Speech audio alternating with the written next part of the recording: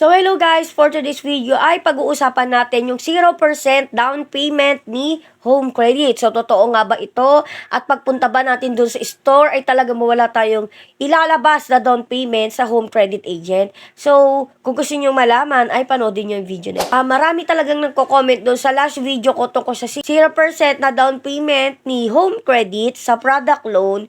At sinasabi nga na yung iba daw ay parang misleading nga daw itong 0% na down payment ni Home Credit kasi daw kung susumatatalin natin ay para ka na ring nag-down payment. So, sa akin, nung chinek ko yung Home Credit product ko, ang nakalagay talaga sa akin doon na tungkol sa down payment ay 0% down payment.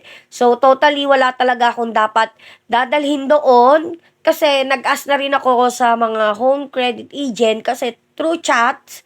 Kasi ang ginagawa ko ay hindi muna din ako agad-agad nagpupunta sa mga store.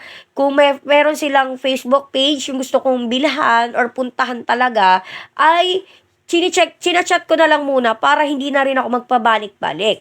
So, pinakita ko yung code ko, yung QR code ko, pati may nakalagay nga na 0 down payment. Totoo daw yung 0% na down payment ni Home Credit na wala nga daw akong dadalhin for down payment. Kasi alam nyo naman, kapag uutang kayo sa Home Credit product loan, lagi dapat kayong may dala ng at least 50% kung new user pa lang kayo o kung first time nyo palang gumamit ng Home Credit product loan, magdadala kayo ng at least 50% ng uutangin ninyo. Pero kung matagal na kayong users, ay pwede nang bumaba yung pang down payment ninyo na pwedeng umabot na hanggang 30% na lang yung kailangan yung dalhin. Ang magiging consequences pala dito sa 0 down payment, which is talaga kung papakinggan mo, ang ganda talaga pakinggan kasi nga 0% na down payment siya. Pero ang magiging consequences dito ay mapapataas ang inyong monthly. Yes po, dun ko siya na-realize. Kasi, nung nag-ask ako ng aircon, 0 down payment nga, ang mangyayari naman ay tataas yung monthly ko. So, ang magiging sumatotal dito is, payment mo dapat, tsaka yung interest ay mapagsasama sa babayaran mo kung 12 months yung babayaran mo. So, talagang tataas talaga at malaki talaga yung babayaran mo. Unlike dun sa merong kayong down payment.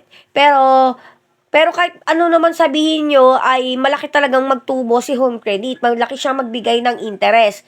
Pero ngayon, mas lalaki nga kasi nga wala silang 0% down payment. Tapos, eto pa. Nagtanong din ako sa aircon, sinabi nila doon, hindi ko alam kung sa ibang shop is ganun din, mag-a-additional daw sila ng 3% para sa item na kinukuhanan mo. So, kasi meron din ganitong nakalagay na no down payment required, pero daw may 3% na processing fee may be required. So, ito na nga yung sinasabi ko sa inyo.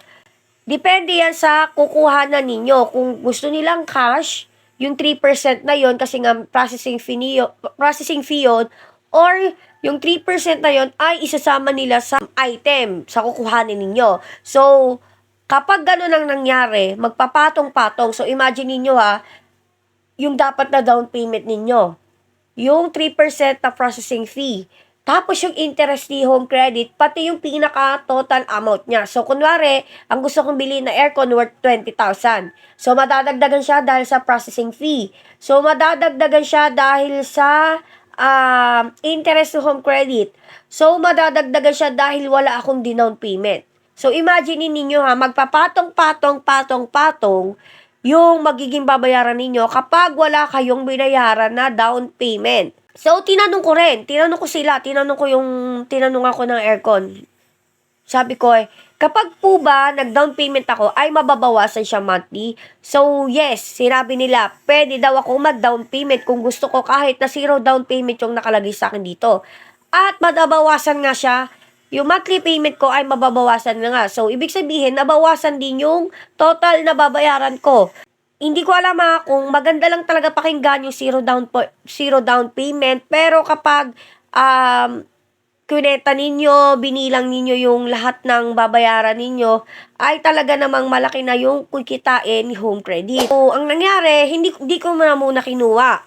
Hindi muna ako kumuha ng aircon na gusto namin kunin. Kasi nga, syempre talagang magpapatong-patong yung interest, yung processing fee nga, yung dapat na down payment mo, lahat doon sama-sama na siya. So, talagang magiging malaki, mas lalong malaki. Kasi nga, alam naman natin talaga si Home Credit ay malaki magtubo. Kaya mangyari, mas lalong malaki yung kikitain ni Home Credit sa atin. So, kaya kayo, bago kayo kumuha ng or magsaya dahil meron kayong 0% down payment galing sa Home Credit para sa product loan nila ay tignan nyo muna maigi at kwentahin nyo muna maigi kung worth it ba or kung kaya nyo ba or kung hindi ba kayo mahihirapan kapag sa loob ng 12 months. So, yun nga no, sana may natutunan kayo sa video na ito. Thank you for watching. Yun lang.